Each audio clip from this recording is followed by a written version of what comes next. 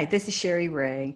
I'm a consultant specializing in human potential and creativity. Thanks for tuning in to today's webinar on isolation. I hope you take away fresh learning that will offer you a smoother, more successful way of living. I thought it would be fun today to talk about isolation. And what I thought would be even a way to launch this conversation was to start the conversation by hearing from you how your experience of isolation has been. So I would love to push away from the shore by hearing from as many of you that would like to speak, briefly, just to share how your isolation experience has been. Well, my name is Roseanne, and I don't know where my photo is, but that's okay. I'll send you a little note. There you go, Roseanne. Welcome. It'll say start video. You click on that. It should help you. Okay. Well, I don't see start video. I hear and see everybody. I just don't see me. Did you get a message from me that said, there you were there? There you are. Yeah. Excellent. It's up in the top right-hand corner on ours. There she is. There she is. Hi. I'm a friend of Rina's who invited me to join today. I don't think she's on here yet. Yeah, I see her. She's over here. She's tucked away in the corner. Oh, okay. Welcome, Roseanne. Welcome. Thank you. I've heard good things about you. Oh, gosh. Don't trust what you hear. That's all I can do. Isolation is, I've gotten into a bit of a routine, and it's not so bad. I'm an introvert, but kind of on the cusp of being an extrovert. So I don't know if that means anything or not, but it just hasn't been as debilitating as a lot of people talk about. Okay. Great. Thank you. Appreciate that, Roseanne. Anybody else? Marcia. Yeah, I agree with what she just said. I had to go to work this week, and I was kind of scared of getting out of this bubble because this has been a really, really rich. It's been weird. It's been kind of, at first I didn't think it, but like a lot of people agree with me that this has been a very rich time and they didn't want to go back. And work was okay, very safe. Hardly anybody came. Mostly old people. The old people showed up, not the young ones. And I don't know. Now I have a week off before I have to start up again. And it's going to be very it's selection, so it's going to be very people intense. But it's just been an incredible time for personal growth and being with myself. So, Marcia, and please say no if I ask you this, but would you be willing to share what you shared with me about your pre-COVID experience of isolation and your realization of being in isolation with COVID? Not with the disease, but just how your state of mind was around isolation before, and then how your state of mind shifted with isolation as it is today. You mean like what I just said, or something? Well, you had said that before you thought you hated to be by yourself. Well, I've never spent time at home. That was it. Yeah, if I'm not at work, I'm on a trip. I spent so much time planning future travel. Like that's all I did was plan my future. And I have enjoyed. I don't know. Just I'm less lonely. I'm less lonely, which is ironic. Oh, if you can silence your phone, that would be great. If you could silence your phone. And I'm going to mute myself if I'm not talking. If you wouldn't mind muting yourself while until we talk to you, that'd be great. Just for any background noise, hears all that kind of stuff. We could do that. I think we're going to talk soon now. All right. So, thank you, Marcia. That was exactly it. That even that part about Sherry, if you don't have somebody else standing waiting. Trudy, and then I'll come back down to Delrina. Yeah. Okay, so me next. That'd be great. So, when I first saw your title, I thought, wow, I haven't thought about this as isolation. Not at all. And then I started thinking, what makes me think of that I'm isolated? And there are some days when I think of the richness of our travels and the fact that I'm a flower photographer and I can't get to the gardens, or that I may never see an ocean, for a long time. And for those that don't know, we have to be extra, extra careful because Martin is in cancer treatment. So we don't necessarily, when things open up, that doesn't really mean a lot to us. We're still carrying on. But what's happened here is our creativity and our sense of purpose, and we can't get through a day where we feel like we have enough time. It just hasn't happened yet. And so I started thinking that this is going to go on for longer for us. We have to stand in the I don't know of it and really own that we don't know, but others really can't even give sound advice about it because nobody really does know. Mm-hmm. I hope I end up, and I hope I don't regret saying this, so knock on wood, with enough time to do all the things I want to do from this perspective.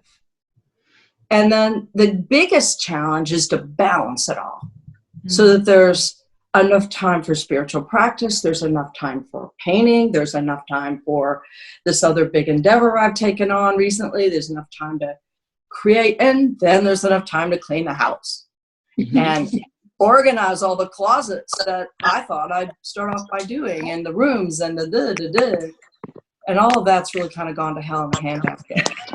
But it sure has been joyful. Let's let it go. Sooner or later, it itches at you a lot because you live in it every day. So, but even, I just have to say, I went to my closet today because it's time to switch from summer clothes to winter clothes, and I started looking around going, to get the summer in the closet and get the winter out. And I was like, what does any of this mean? Who needs it? Really?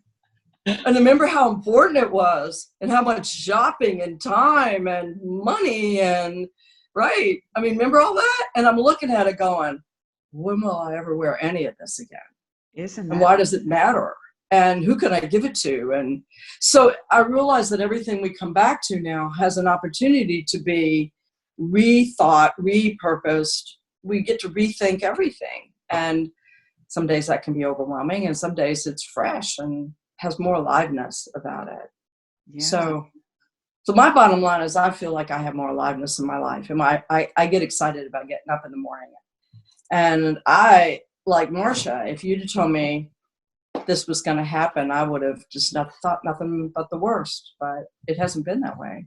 Mm-hmm. Thank you, Trudy. Thank you. Yeah. Delrina. Yes. Morning. Marcia, maybe this is directed to you, but something that just came to mind was what's happening to me, and I recognize sort of the metaphor, and that is, instead of traveling to different places, I'm traveling more within my own mind. Mm-hmm. And I have actually taken a course online that helps me investigate that.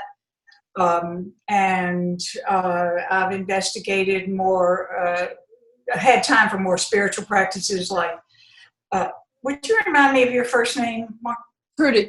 Marcia. Marcia. Me? Yeah. No, you. Trudy. Me, Trudy. Trudy. Thank you, Trudy. I want to be personal. And so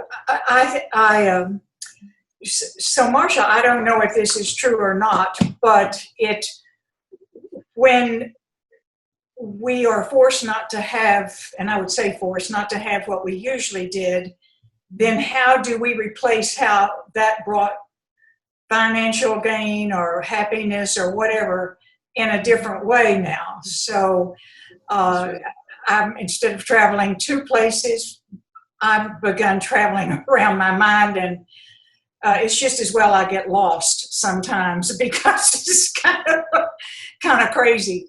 But I think I'll finish this by saying that one of the things I have also learned about isolation is that it has reshaped my biochemistry or whatever biorhythm with time.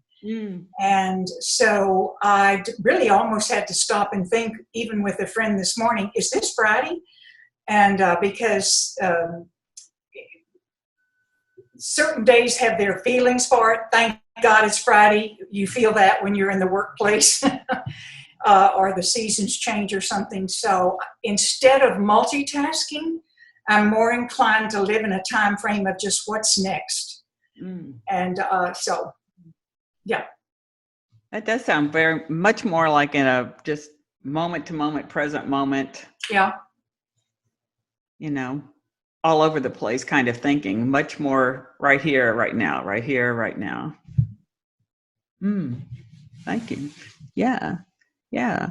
And Janet, did you have anything that was, because Janet and I had a good conversation on this too. So I was curious if there was anything that you wanted to share. Yeah, No pressure. I always know what day it is because I'm still working and I have to, it's right there on my calendar what I'm going to do today. How many Zoom meetings do I have? And how many of those are happy hour? Yeah. So,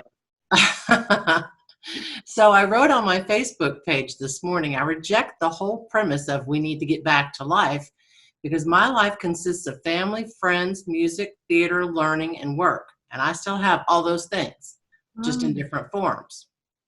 So, you know, I miss travel too, but that's not going to happen anytime soon. So it's time to get over that. And if there's somewhere I want to see, there's a way to see it. It will just be right here because Justin's not going to let me into his country in the fall. I'm pretty sure. Oh, up north. That Justin. Justin love me. So, Justin should love me. But yeah, so I look at the calendar every day and go, okay, so this is the structure that this day is going to take. Here's what I need to do. What do I want to get accomplished? And what am I going to do for fun? Because somebody gave me a checklist, a daily checklist that I put then on my desktop background. Laugh, think, be moved to tears, hopefully in a good way. Yeah, really. Connect with a friend and sleep.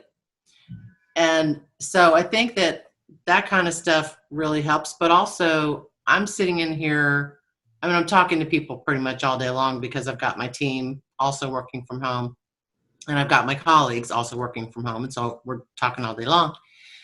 But I also have my feline supervisors who are arrayed around me. I don't know if you can even see them. But yeah, so I'm having full conversations with the cats and they understand what I'm saying. I love that. Would you repeat your list, please? I love it. Oh, the list? The list. Yeah, the list. Laugh, think, be moved to tears, connect with a friend, sleep. And I love that part, be moved to tears for all the good reasons. In a good way. Well, I mean, sometimes, a cathartic cry over, well, like I just resubscribed to the Disney Channel. That shit's brutal. If you need a good cry, there's plenty of stuff there that you could watch that would give you a nice cathartic cry. But then there's also, like, I watched Rice University's undergraduate commencement on Saturday that was broadcast on YouTube, which it is still out there if anybody would like to see it. Oh, cool. And that moved me to tears because, it was just really well done.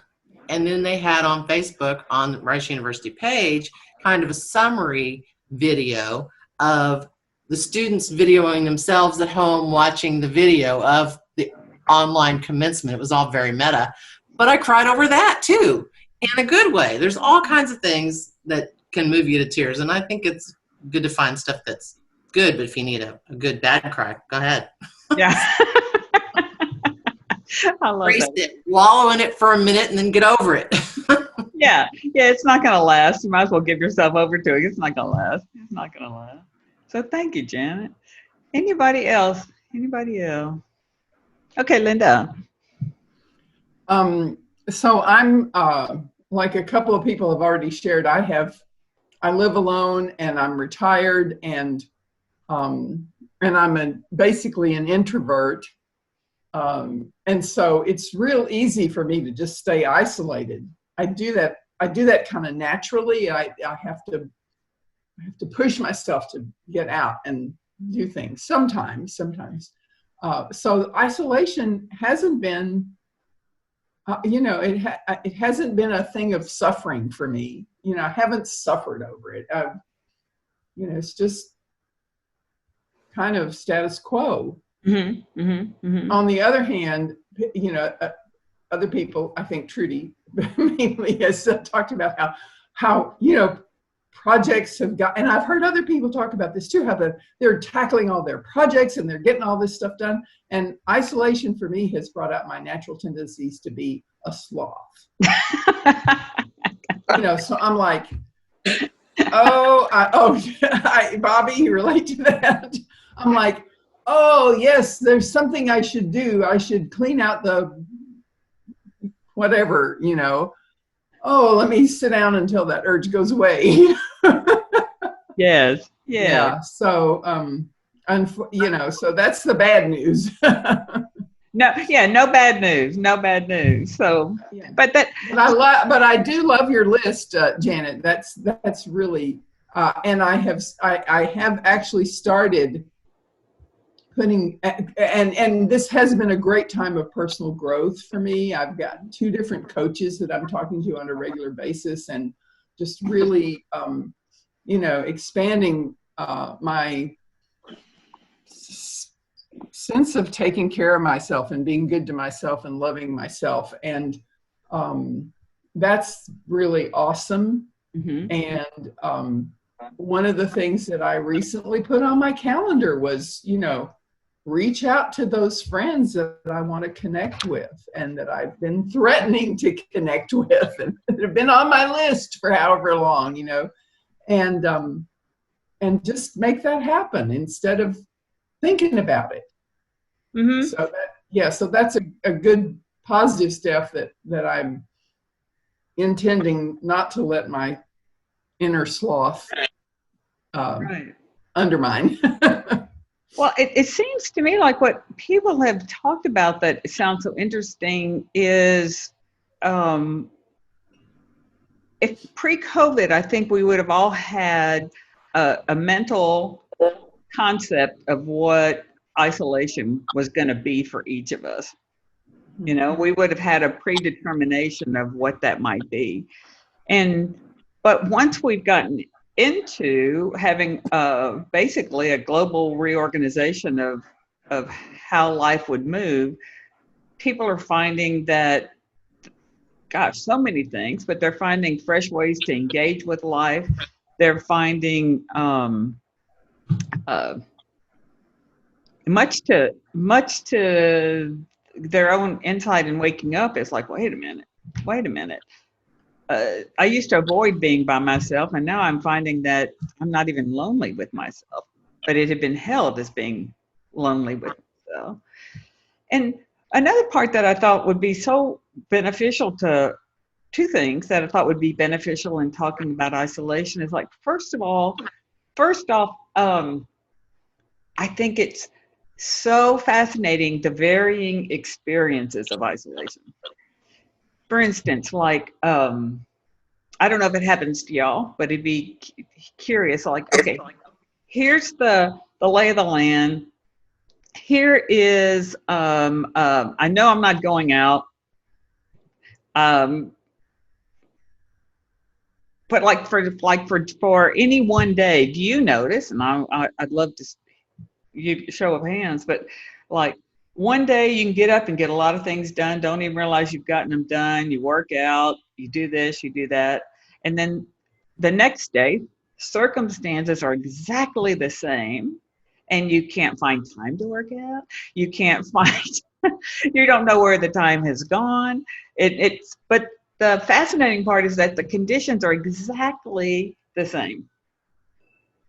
Exactly the same. And so I think this is a place on the topic of isolation, of going, wait a minute. My day in the Groundhog Day sense, my construct of my day is the same. What is it that if the hours are even the same number of hours, It's like, well, how come I can't find a way to get off the couch to work out? And I had already worked out yesterday by this time and gotten 14 things taken care of. It's not about I can't find time. It never It's is. not about that. I could be using 2 commute times to exercise twice a day. Am I doing that? No, I am not. Because you know why? I can't find a good reason enough why. So I don't. Exactly. So to that point, it's like you notice how much mental chatter and personal, I'll say personal report card information is going all day long. And that's part of what I think would be so beneficial to wake up, is noticing that, wait a minute, it's not my circumstances that are keeping me from working out, or it's not my my this, not my that from working out. Or I mean, it's just not things external to us that is creating our experience every day. It's really noticing this kind of ebb and flow to our state of mind, you know. And I think we can take an opportunity in this to not be in opposition to that fluctuation of our state of mind. You know, we think that we somehow should stay the course. You know, I should be able to stay the course. But if we realize that that too is our state of mind, and how can I be in a better relationship with that fluctuating state of mind, and knowing that my state of mind is giving me, or should I say, is always willing to offer a report card of my existence on this planet. And if that report card fluctuates too. Now, the fluctuation of my grades is based on where my mind is hanging out at the time it captivates my attention to get my report card. So if my mind is, you know, in a place that thinks, man, I'm killing it, my report card's going to be great. You know, if my state of mind is like, gosh, you've always been a problem and you will always be a problem, my grades on that report card are going to reflect that state of mind. You see? So in isolation, when you're more with yourself and you're shifting, changing, growing, expanding your relationship with yourself, I think that starting to realize that the experience you're having is your experience with your state of mind in the moment, not from the circumstances. Because the circumstances can be the same day after day after day, but the experience is different. And that's human. You know, it's not to be improved on. It doesn't. We don't need a spiritual bypass. We don't need to correct that. That's kind of like trying to correct your blood type. It's not a problem. You know, you just can get on to that. As human beings, we have fluctuations in state of mind, and that's what either makes this moment okay or not okay. That makes my presence on the planet okay or not okay. So I'm curious from you guys, what if anything you hear in that, and if it gives you any fresh information, or it's waking up what you already know, which is hopefully it's waking up what you already know, but possibly it'll give you a fresh place to be curious about just the moment-to-moment experience of isolation, or the moment-to-moment experience of life when you go back into the workplace, like Marsha was talking about, like either going back into the workplace, or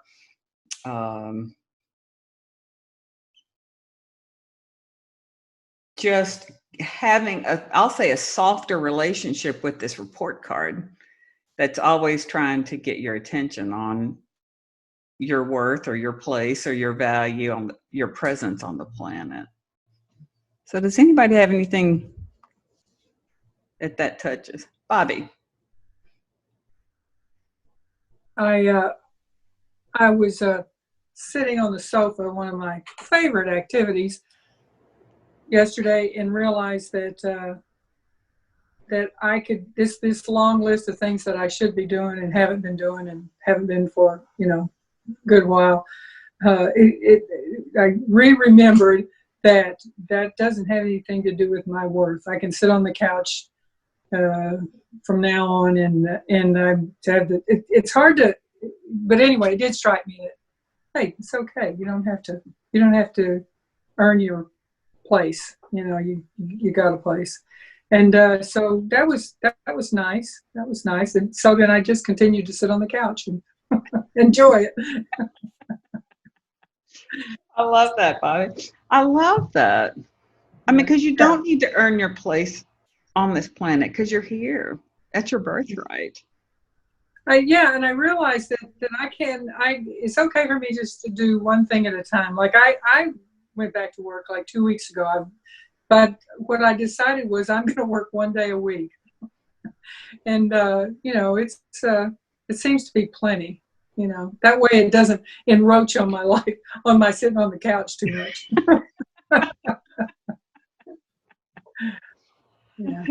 That's great. I got to get me a gig like that. You'll have what she's having. Yeah. You wouldn't like. Oh, thank you, Bobby. Thank you. Marcia. I'm just surprised how fast the days go by. I thought it would be torture, but I self-developed a routine where I go on 2 big 3-mile walks a day, even if it's raining or 100 degrees. I go to the grocery store every day, a different one. Sometimes I just go on an hour drive, fill up my gas tank, and just drive in the hill country. And, it's like I don't know, I'm sort of having fun. I love to drive my car, except now there's a lot of traffic again. All these tourists are coming here. I can see it. Well, I like what you said too, Marcia, in that it's like, wait a minute, all of a sudden your, I'll say your creative process, but also your inner guidance or your inner whatever kind of gave you suggestions, ideas of your own unique flow about what worked for you and what didn't work for you. And that came to you. That from inside you, your own wisdom kind of said, let's do this and this. And you can take it or leave it. But it seemed, that's what I'm pointing to. It's like you have an inner wisdom that will offer you something to give a shot, give it a try, explore it, see how it fits. But you can get your ear to that. You don't have to reject it because it's not written on your legal pad. Your to-do list is like, let natural inclinations come up because you don't know where they're going to take you. I don't have a to-do list. I don't have anything to do. But I promise you, Marcia, there are a lot of people out there in the world that have nothing to do with a giant to-do list. It's that report card that I was talking about. That it can be a report card, and it can also be this what do I have to-do list of. Well, if you don't do something, that your state of mind's going to quickly grab something from the heap and say, "Hey, you know how long this has been on your list? You know what that says about you that you hadn't done it?" It seems like this. What my thing is telling me is I've had to go deep into this psych. I told you I do Byron Katie work. I don't know how much y'all. I mean, I've had to do like 4 or 5 hours of worksheets a day. I mean, I'm just deep in the muck of it, and it's not fun. It is not fun. So that's what the bulk of my time is spent doing. Well, and to that point, it's like the to point to that, the bulk of the work is really combating what is coming into your mind about any topic. I mean, it's our state of mind that just can pound us, over and over again, into telling us how we're doing as human beings in the world. And it can get a little bit of a habit to that. You can have a different relationship with your state of mind, knowing that or starting to get on to that your state of mind is not the voice of truth, sharing what could be helpful for you to understand. I don't know, so much of my little tricky mind does not offer me things that is helpful for me to understand about the truth of life, but it certainly does invite me to chew off my own leg if I listen to it. So, yeah. Anybody else that would Well, like hi. I sort of like till now, not having things to do. I have something at 1 and something at 3 and something at 5. And I wake up and I say, oh, there's nothing special I have to do. It's great. I just go out and maybe to my patio with my plants and do whatever is in my mind. That the only thing that really bothers me is not seeing my friends and not seeing my granddaughter and my kids. That's the only thing that's really bothering me. Mm-hmm. Mm-hmm. Yeah. Makes sense. I mean, we're beings that like to be connected. Yes. Yeah. That is getting heavier and heavier for me.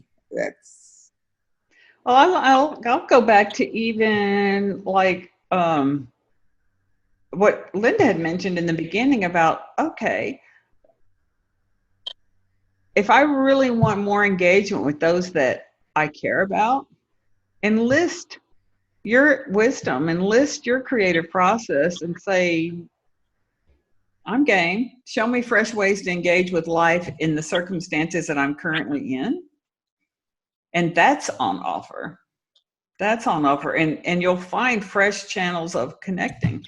And I'm inviting people to engage in fresh ways in the current circumstances without the expectation, because easy enough, our mind can create an expectation around connection in the old way. And it's like, wait a minute, I got to let the expectation go, engage, and see what fresh ways I can connect that haven't been available to me before because they just weren't necessary before.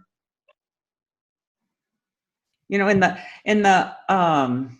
a couple of weeks ago, it was in my newsletter, but it just occurred to me to do something in the current circumstances you've never done before. Just do something. And so right after I hit send on that newsletter last week, I called my mother, and my mother and my sister were writing a letter to Jenna Bush, and I just like, what the hey? My mother had never expressed a desire to write a letter to Jenna Bush and to share another recipe. But I thought, when I called, and I know she doesn't even have an email address, so I know the suggestion didn't come from me, but there had to be something in the ether, something in consciousness that, because it occurred to me, it's going to be floating around in somebody else's head too. I'm not special. Everybody's kind of swimming in this same swimming pool of inspiration.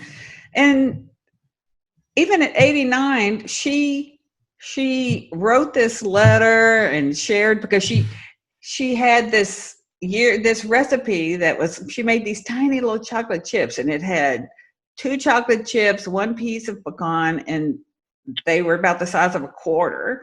And I didn't know until last year, the only reason why she made them that size is because my very particular father didn't like crumbs on this shirt when he ate cookies, so she made them tiny. I didn't know that for 60 years. I said, how did you get this recipe? You know, she goes, your father didn't like crumbs on his shirt. And I was like, oh my God, you tat him way too much. But that's another subject. But so she had this recipe that everybody loved. Well, then when she cut out this Barbara Bush recipe and made it, everybody was like, oh, forget those little things. We love Barbara Bush's recipe. So her 60-year-old recipe got bumped for Barbara Bush's, and she wanted to share that with Jenna Bush, that how much this recipe kind of made an impact on our life, and how fondly she thinks of her grandmother because of this recipe. So she sent that off to, my sister helped her find the recipe, find the address to NBC and send it off. So where you are, I say all of that to play with a freer mind on doing something you've never done in this so-called isolation, so you can have more space to play with whatever is floating around in consciousness, you know, because if it happened to me, it happened to my mother, it's got to be out there. Anything. So if you want to connect more, gosh, just who knows? A handwritten letter, you know, I don't care. Just open the door to possibility and cultivate that desire for connection and engage with that desire for connection. Not lean back in the chair with expectation, but engage with the desire to connect, just to play with the game of connecting and free yourself from letting the mind give you an expectation about, if I do this, I need to get this. Oh, no. It'll definitely serve you in all aspects of your life, not just in that one of connecting.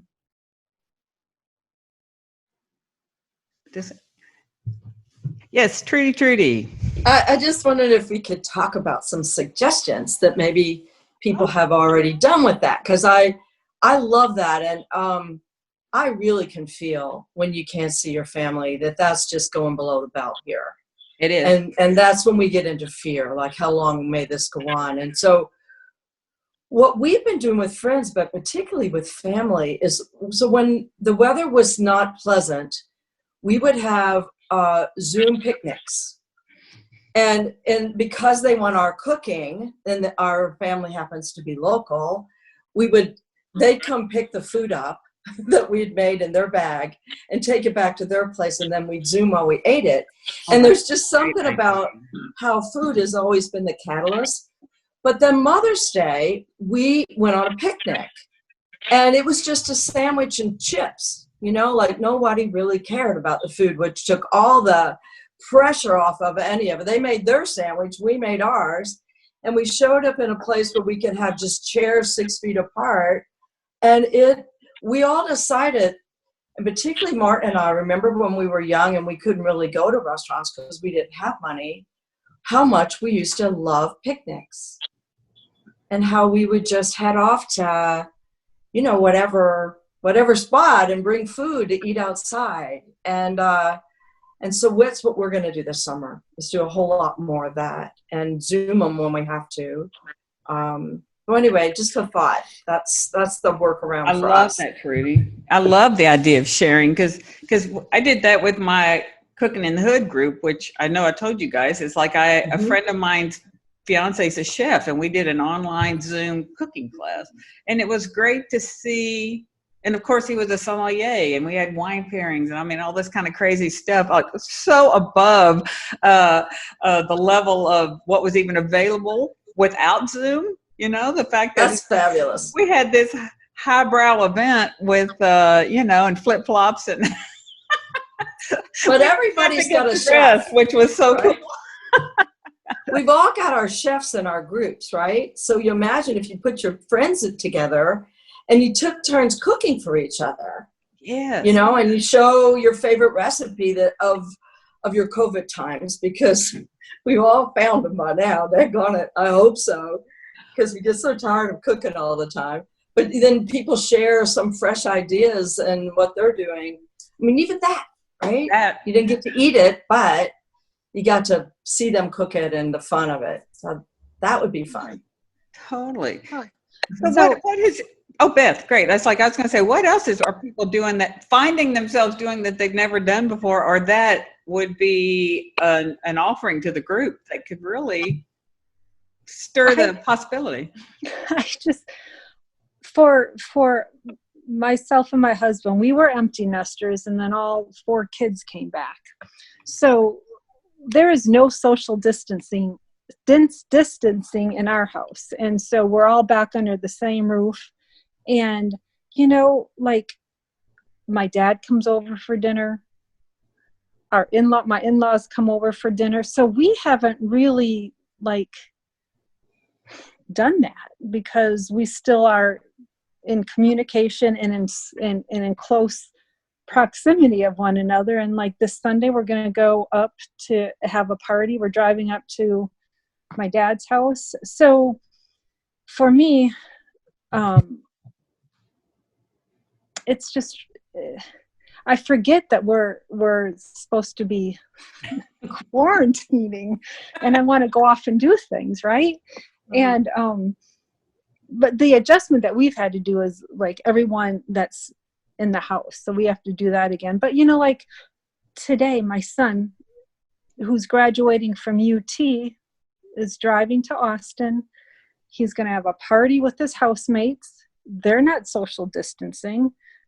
It's going to be minimal, but life goes on. So for us, life is going on. And then I think, oh my gosh, we're supposed to be doing this because somewhere out there is the virus. This thing is out there somewhere, and someone has it, you know, and I don't want to have it, but yet it's out there, and I can't keep my kids from not going out, right? I mean, here he is, a senior. He worked so hard at UT, and go have fun. And he invited us to go, but I'm just kind of a party pooper. So I guess I could, you know what, Sherry? I could go and just tie one on and have a good time, but that's not me. So it's just all really, really, it's like I'm living in this world. And what I have to be careful of is the stories that I'm telling myself, because I can tell some whoppers that are so out there and so not realistic. Are not real. Yeah. And it's like, wait, I have to reel myself back in. So that's what I have to be careful of. And, you know, with me as a teacher, we're finishing up the end of the school year. And the reality is this: grades, we liberally give grades. If we've had contact with someone and I've asked them what's 32 times 5 and they give me the correct answer, they get an A. If they think about it and go, how do I do that? And they get one little thing wrong, well, I could give them, you know, a B. It's all like arbitrary what we want to do. But here's the thing, where it's such different times, and so we have to think really differently about it, because everyone is doing the best they can. It's a trying time, and it's a lot of thinking outside the box. And I think for me, when I call these students and I talk to the parents, they just want to hear, you know, you're doing a really good job teaching your kids. You know, they just want to hear praise. And because it's really difficult. And what I found myself doing yesterday was getting in touch with a lot of sadness. And for me, I will do whatever it takes not to cry. Right? And so I will white knuckle it and won't do it. Well, there were so many things that hit yesterday at once that's the only thing I could do. And let me tell you, they weren't tears of joy. They were tears of sorrow. and sadness and grief and all of that yucky stuff that I don't want to have surface, but it surfaced. Yeah. And it was just such like, so cathartic. And I'm like, man, I wish I would have done that before. Right. So that's what I'm dealing with, is those old thoughts of, yeah, don't cry. You can't cry. Don't do that. You know, and that's part of that report card, Beth. You know, that report card of like, oh no, don't cry. That's the subtleties of that report card. But you know what? A good old ugly cry is, I don't know how a good old ugly cry got such a bad rap, you know? Just, you know, well, if that's what's up. Thank you. I wish we had talked about this yesterday or like last week. I should have joined last week. I would have been crying all week. Well, you know what? We think we would cry all week. You know, you're right. You are absolutely right. We think if we start, there is going to be no stop. That it's just like this. Just like isolation. We think we know what isolation is going to be for us until it happens in real time. We think if I let myself cry, if I let myself feel the sadness I'm feeling, I'll never come out the other side. And it's like, no. If you let yourself be where you are with as little self-management as possible and just be with where you are, one of my favorite metaphors for that is like, it's like going in a tunnel. It may be dark for a minute, but you're going to come out the other side. Otherwise, we try to manage it and just hover at the entrance of the tunnel until everything gets so exhausted and something comes from the back and pushes you through that tunnel. Yeah. You know what? You're absolutely right, Cherie, because, you know, I got the painting supplies and I have it all set up. And one day I just didn't want to do it. And I knew I needed to. And I was just like this invisible, like, no, you can't do it. No, you can't do it. And so it was like, yes, I can. And I want to. And it's just that it was like that struggle, right? And so I just picked up the paint and I started painting, and pretty soon, like, all time was gone. Everything that all that crap and that was gone. And I was just focused on your voice saying, get that brush moving. You know, and pretty soon, and I have this lovely, lovely painting that doesn't even show what I was feeling like on the inside. It's just like this really beautiful, happy, colorful piece. Yeah. That I'm not done with.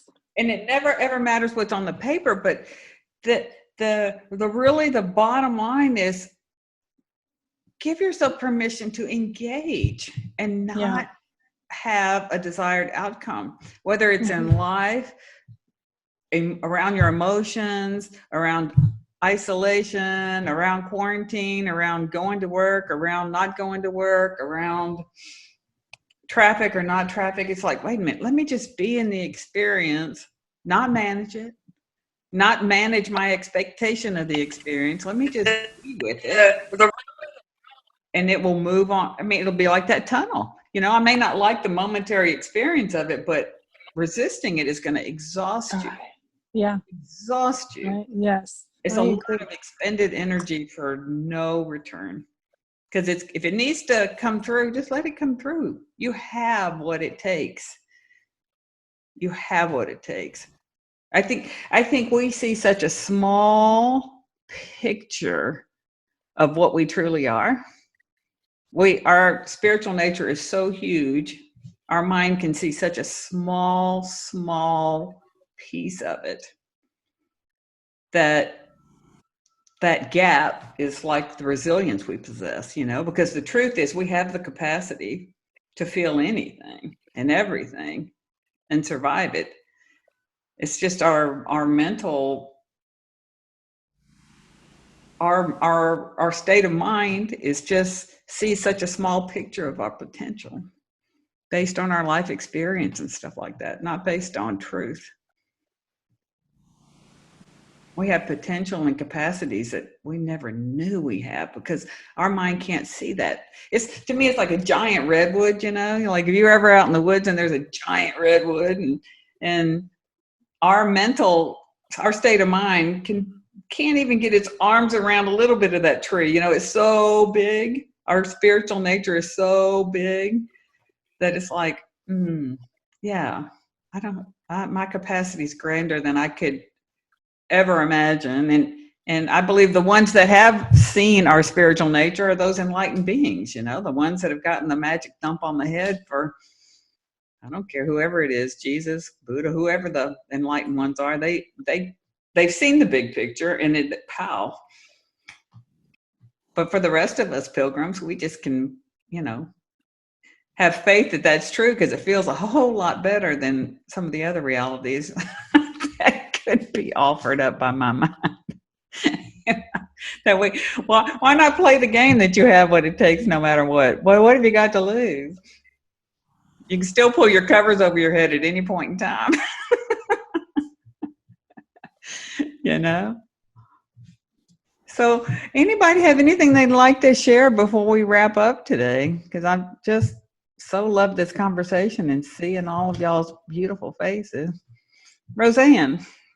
I really liked what you said about the report card, because being a struggling perfectionist all my life, I've never used the word report card, but that's exactly what it is. You know, you beat yourself up if you didn't get 100, you only got 91 or something. And I just really was struck by the words report card.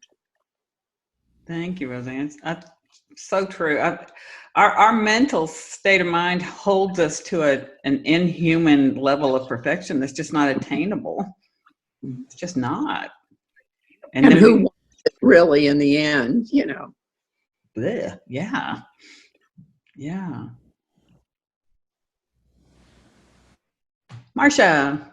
I'm just kind of finding myself jealous of all y'all that have family and friend groups to Zoom with, because I'm just Zooming with like my 12-step groups and one friend in New York City. I guess that's good enough. And this, but yeah, I don't have like, no. Well, it just makes me feel how lame I am. Like, I've always been single. I live by myself. I've never straightened up. I've never cooked. I'm almost sick, you know. I'm just like a perennial college student, you know. And when that lady said there's a party in Austin, I'm like, I'm in Austin. Where's this party? But see, Marcia, you're even falling right there into a report card. It's like, no, how you are is not a problem. That report card. No. You're fabulous. You're a gift to every conversation. Reject the report card. I think I'm getting to the edge of my, you know, like I saw people yesterday and nobody hugged, and I kept thinking, oh, I'm going to go back to work and there's going to be hugs, and it wasn't that kind of environment. And so it was kind of sad because I thought I was going to get a bunch of hugs, and I haven't had one in, I can't remember, 3 months. I did see that this week, guys. I was like, I saw a person walk up to another person, and it was like a kind of a grandpa person, like he had to be like 85 or something. He walked up to this person and extended his hand to shake his hand, and the young guy was maybe 35, and he went like, I could see the hesitation, like, and he went ahead and shook his hand, but you could see the physical hesitation of like, a handshake. And I was like, wow, that's a fascinating present moment reality. Fascinating. Anybody else? Bobby. We're going to have these hug suits. Somebody's going to come up with like a personal a body condom. Yeah. In the news, I saw it. It's a big plastic thing you stand for. Well, there you go. It won't last, please. Yeah. I'd be willing to take my chances. I'm personally not really afraid of the virus thing, so I can't decide whether I should be or not. Well, it's funny when they invited us back to work, the only people that showed up were the old people, me, and I'm including myself in that group. The 25-year-olds didn't come back. They're out having a good time somewhere. Hopefully. Well, anybody else? I'd love to hear from anybody else before we sign off. Anybody else? Rina. Rina, there you are. Please. I'm kind of entering this with a little bit of critical, because I am afraid. I like to call that we are rationally fearful. Mm-hmm. But this thing is there, and it is serious. And I really don't know how to have a lightheartedness about it'll be over. It's a slow process, and I think that's disturbing. I think we don't have it under control to know just what is going to happen. And so it is this sort of free will versus social connection. You know, when our free will is threatened, let me speak in our terms, when my free will is threatened, I almost can become reckless. Because I don't like that. And so critical thinking really has to come forward, and that usually means, too, what level of the reality is to you. And I think it takes also knowing that someone you love has died. And maybe that brings it closer, too, because that makes it physically a reality in your life. So it's so hard to get something this global to where we hold on to hope, but where I hold on to hope, but I don't become reckless. And I am in the age group, I'm in good health, but it's foolhardy for me not to wear a mask and not to be aware. And so maybe that's just part of what I have to say. It's about how we use this brain of ours, I guess, Sheri, to use the information that it has gathered, the data part, what others are saying about it who have a perspective on it, and then how we ourselves form whatever they say into the reality of how we'll be about it, whether we'll be casual or whether we'll choose times to be casual or what have you. But I also think I feel seriously about doing my part to cover my face. And I think too, Rina, not to discount your inner wisdom, mm-hmm. Really your inner wisdom about what makes sense to you, mm-hmm. At a deep level, really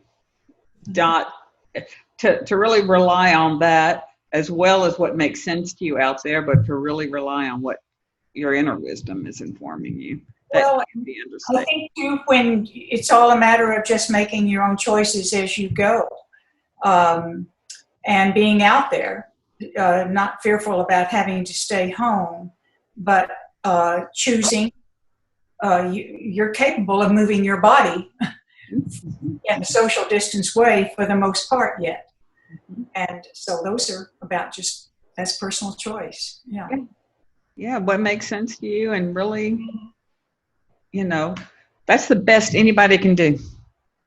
Well, that's the best anybody can do is what 1,500,000 people. Mm-hmm. Dead is pretty big. Mm-hmm. So thank you guys for coming. It's so great to see you always. And thanks for taking time. Thanks for joining the conversation. It really, really does create a beautiful community to just share and gosh, be with what's on your mind and explore new topics. And thank you. Thank you. You all bring a beautiful level of consciousness to the group, and it's appreciated. I hope you enjoyed this webinar on isolation. If so, please subscribe to my YouTube channel, as well as sharing with friends or coworkers or on social media.